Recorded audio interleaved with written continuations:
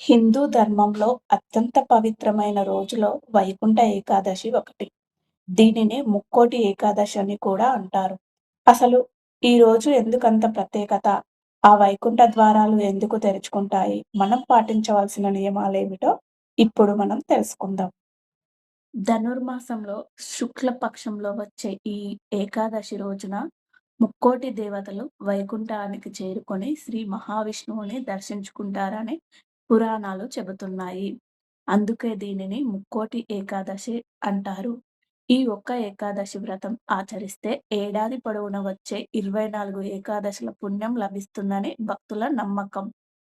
వైకుంఠ ఏకాదశి రోజున ఆలయంలో ఉత్తర ద్వారం గుండా స్వామివారిని దర్శించుకోవడం అత్యంత శ్రేష్టకరం. వైకుంఠ ద్వారం ద్వారా ప్రవేశించిన వారికి పునర్జన్మ ఉండదని, మోక్షం లభిస్తుందని శాస్త్రాలు చెబుతున్నాయి. ఈరోజు మనం పాటించవలసిన ముఖ్యమైన నియమాలు.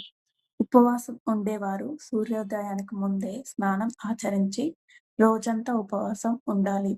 జాగరణ జాగరణ చేసేవాళ్ళు రాత్రంతా నిద్రపోకుండా భగవంతుణ్ణి నామస్మరణ చేయాలి. ఉపవాసం చేసేవాళ్ళు పండ్లు, స్వల్ప ఆహారం తీసుకోవచ్చు.